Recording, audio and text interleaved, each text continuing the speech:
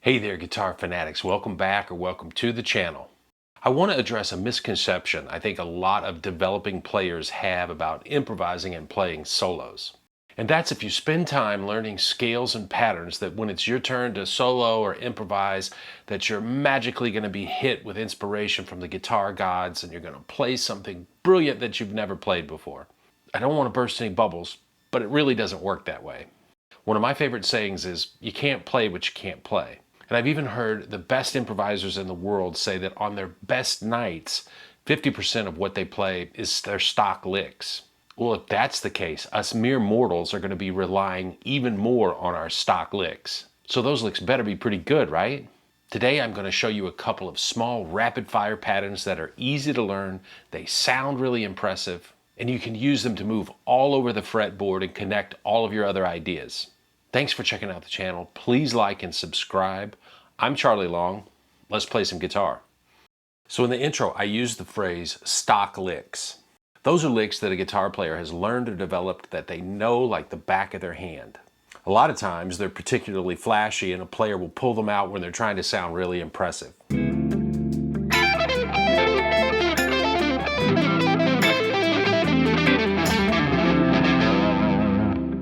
Other stock licks might be really useful as connectors between licks. They get you from one spot on the neck to another.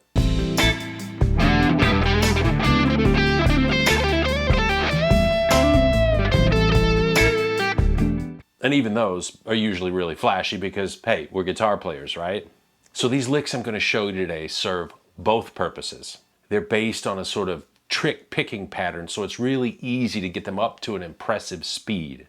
Because of that picking pattern, they've got a really cool rhythmic quality that's totally ear-catching, and the way they're laid out on the fretboard, it's pretty easy to get from one end of the guitar neck to the other in a pretty rapid fashion.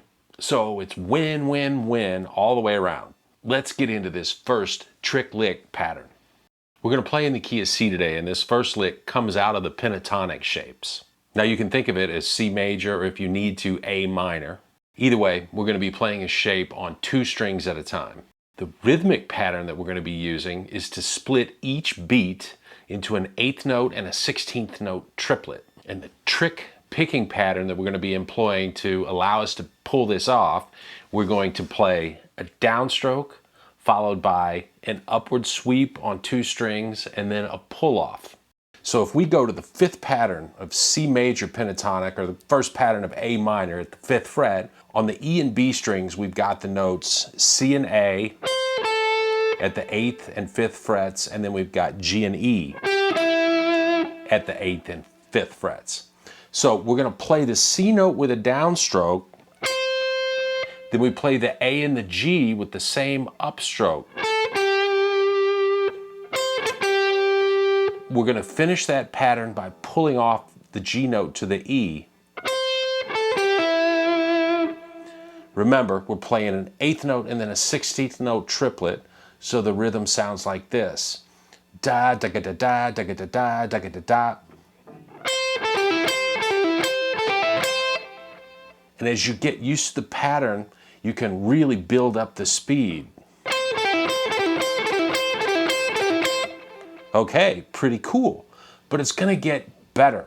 What we're going to do next is we're going to start moving this thing around. We started at the A minor pentatonic pattern 1.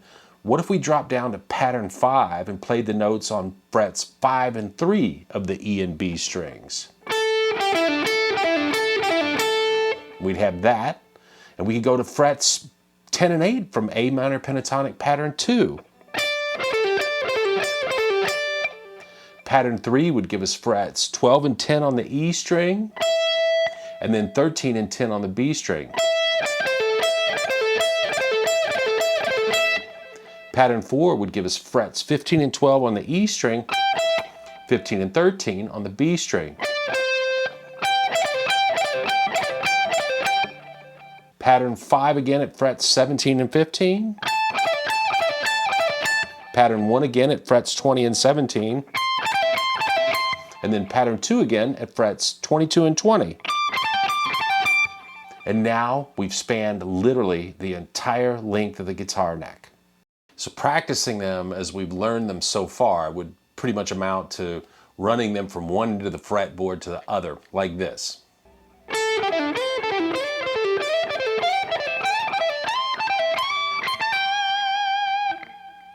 Of course, we could descend.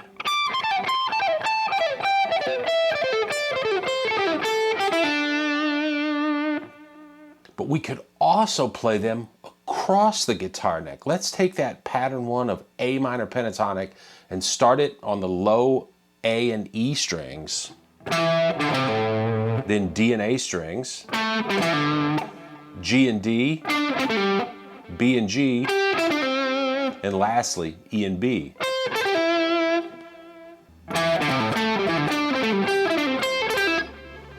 So that's ascending, and of course you want to practice all 5 patterns to get those under your fingers. But how about descending across the neck? Because of the way the patterns lay out, you're going to have some notes that don't sound too distinct as you move from pattern to pattern. So we're going to combine 2 pentatonic patterns and move back and forth between them. Starting with pattern 2, we're going to move back and forth between 2 to 1, 2 to 1. Here we go. E and B strings, B and G strings, G and D strings, the D and A strings, then we drop down to the A and E strings, and then, if we wanted to, we could ascend through pattern 1.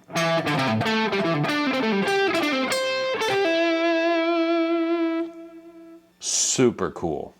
You know what really makes this pattern so awesome is the rhythm.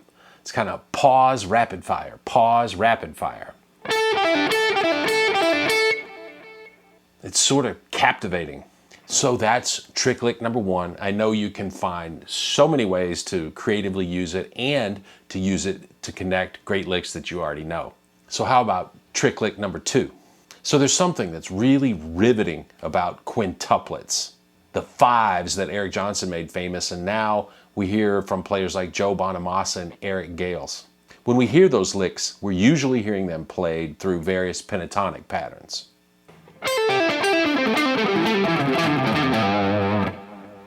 Now I'm going to show you how to get that 5 sound, but in a totally different way.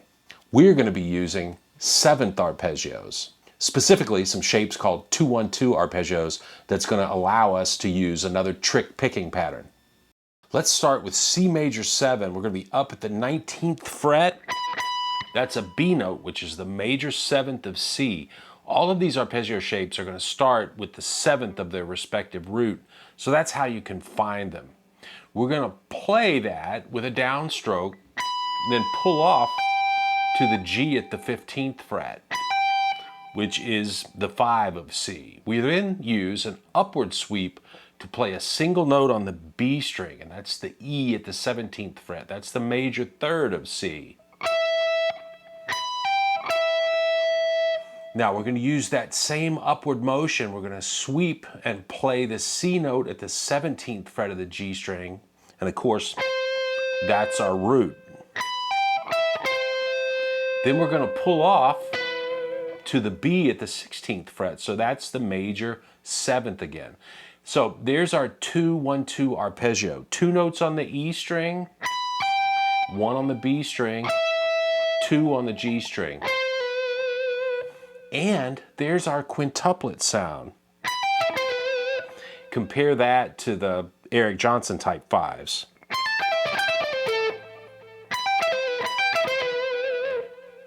So what we're going to do with this concept is we're going to play through all the diatonic arpeggios in the key of C to start. So we've got C major 7, B minor 7 flat 5, A minor 7, G dominant 7, F major 7, E minor 7, D minor 7, and now we're back to our C major 7. Now we can play 2-1-2 arpeggios across all the string sets, but that would be way too much information for one video. So for today, let's stick to these top 3 strings. And now that we know them, the question becomes, what do we do with them? Now, one of the ways I like to use them is to play every other arpeggio in a sequence like this. So we can play C major 7, A minor 7, F major 7, D minor 7. And then we'd be back to our C major 7.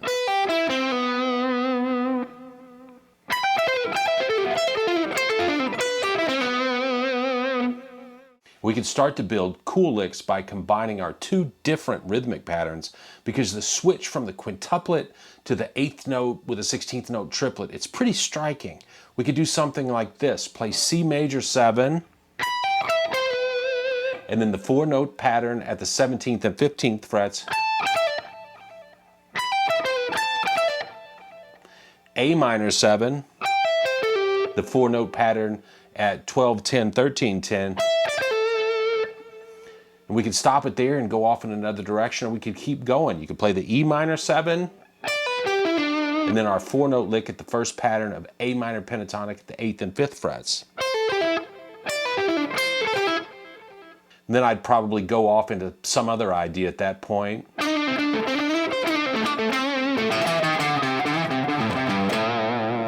Because if you do that kind of thing for too long, it's going to start to sound formulaic and not spontaneous. So we want to be careful to keep things tasteful. Another way we could mix it up is to play a series of our quintuplets first.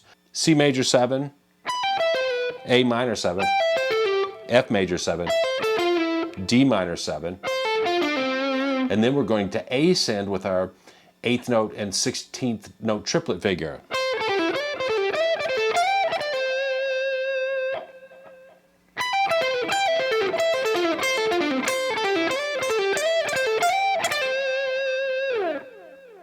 Once again, use your ears and your sense of taste to know when to break it off and take things in a different direction.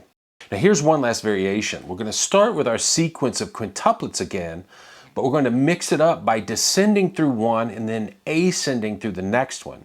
Because we're changing directions, the picking becomes a little different. So the first arpeggio is identical to how we've been playing them, but then we make a downward slide into the first note of the next one. We're also going to hammer onto the second note of the arpeggio. Notes 3 and 4, we're going to play with a downward sweep, and then we're hammering onto the 5th note.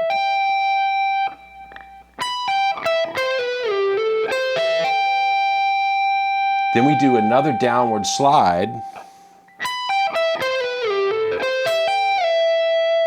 and we pull off this time to the second note of the arpeggio. And then an upward sweep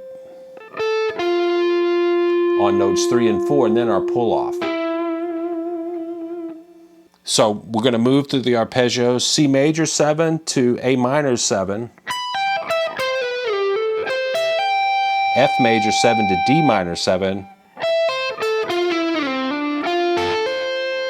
and then after that D minor 7 we can slide up to the 10th fret and we can start our ascending 4-note patterns, take it back up the neck.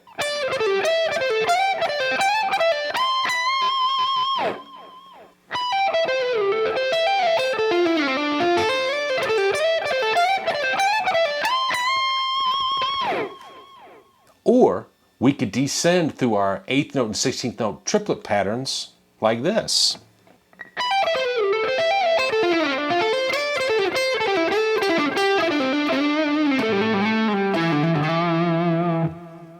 So I hope I made the point that with these 2 little trick lick patterns and some practice, you can motor all over the fretboard and play some really interesting and beautiful stuff.